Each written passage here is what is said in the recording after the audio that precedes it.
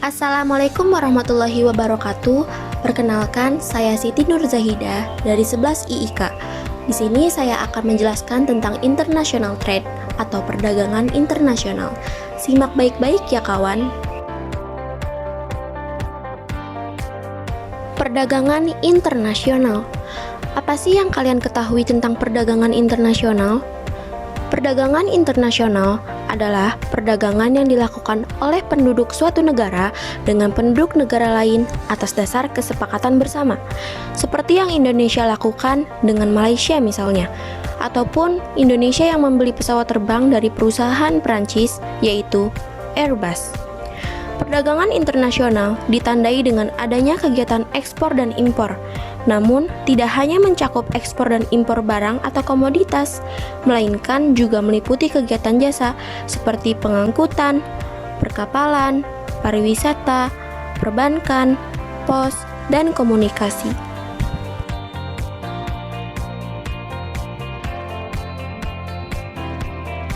Selanjutnya, manfaat perdagangan internasional. Manfaat yang pertama yakni memperoleh barang yang tidak dapat diproduksi sendiri, seperti Indonesia yang belum bisa memproduksi pesawat terbang dan membelinya dari negara lain. Yang kedua, memperluas pasar bagi produk dalam negeri. Misalnya, PT Pindad yang menjual hasil produksinya ke negara lain, yaitu benua Afrika. Yang ketiga, mengimpor teknologi modern. Indonesia mengimpor teknologi modern seperti mobil dari Jepang. Yang keempat, memperoleh manfaat dari adanya spesialisasi.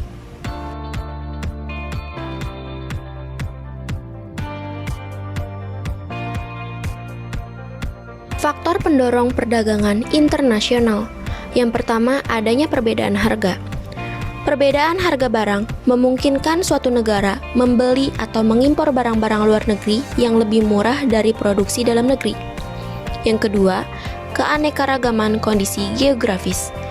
Perdagangan internasional memungkinkan suatu negara membeli barang-barang yang tidak bisa diproduksi di dalam negeri karena adanya perbedaan kondisi geografis.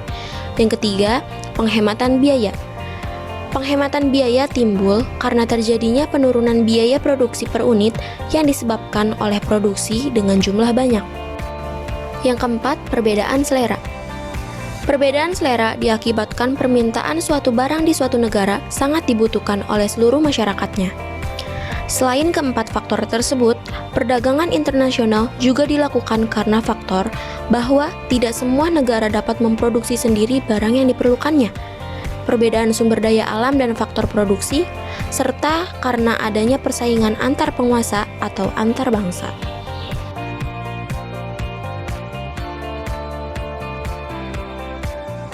Faktor penghambat perdagangan internasional. Faktor penghambat perdagangan internasional yang pertama, tidak amannya suatu negara. Seperti yang kita tahu bahwa setiap negara pasti memiliki kondisi yang berbeda. Setiap negara pasti memiliki kondisinya masing-masing. Yang kedua, kebijakan yang dilakukan oleh pemerintah. Setiap kebijakan yang diambil oleh pemerintah pasti bergantung atau berpengaruh terhadap perdagangan internasional. Yang ketiga, tidak stabilnya kurs mata uang asing. Yang keempat, pembayaran antar negara sulit dan resiko tinggi.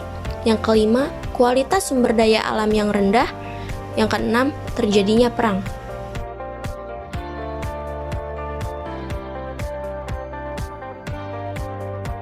Teori perdagangan internasional. Ada beberapa teori perdagangan internasional, antara lain teori keunggulan mutlak dan teori keunggulan komparatif. Teori keunggulan mutlak. Menurut teori ini, suatu negara sebaiknya melakukan spesialisasi dalam produksi barang yang negara itu dapat menghasilkan secara lebih efisien dibanding yang dihasilkan negara lain. Yang kedua, keunggulan komparatif.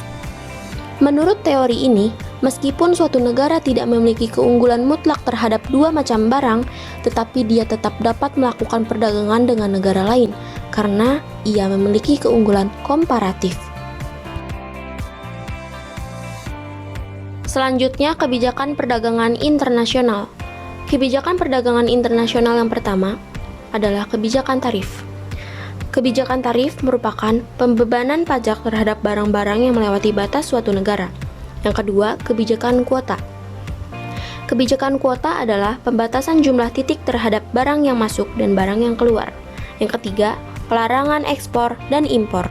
Kebijakan larangan impor bertujuan untuk melindungi produsen di dalam negeri, dan kebijakan larangan ekspor dimaksudkan untuk melindungi konsumen dalam negeri, terutama jika kebutuhan barang di dalam negeri belum tercukupi. Yang keempat, subsidi dan premi ekspor.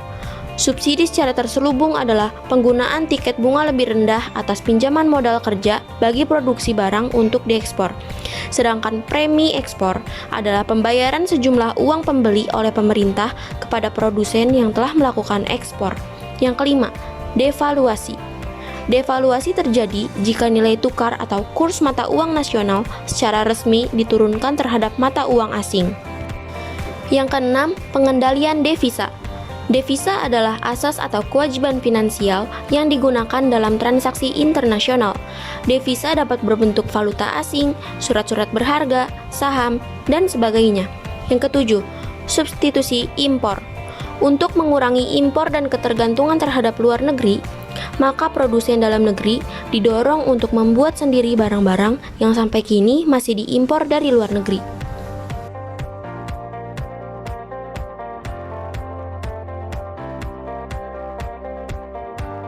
Selanjutnya, dampak COVID-19 dalam perdagangan internasional.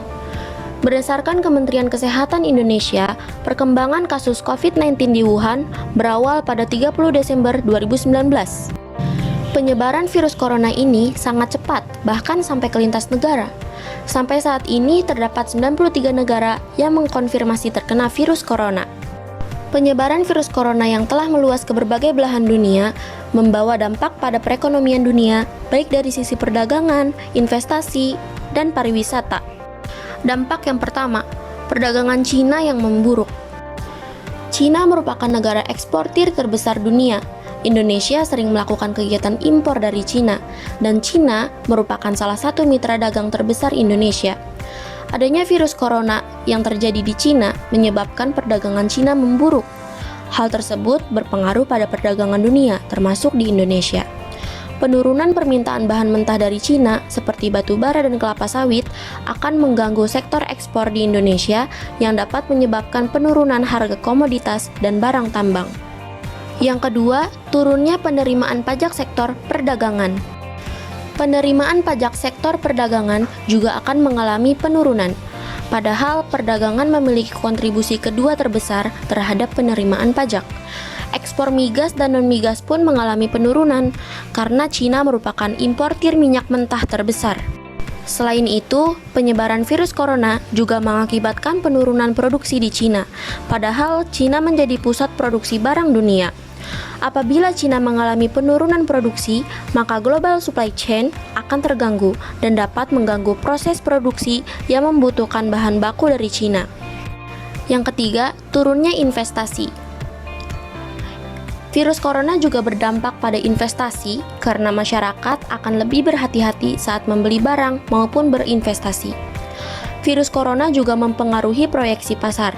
Investor bisa menunda investasi karena ketidakjelasan supply chain atau akibat asumsi pasarnya berubah. Yang keempat, turunnya sektor pariwisata. Virus corona juga sangat berdampak pada sektor pariwisata. Sektor-sektor penunjang pariwisata seperti hotel, restoran, maupun pengusaha retail pun juga akan terpengaruh dengan adanya virus corona.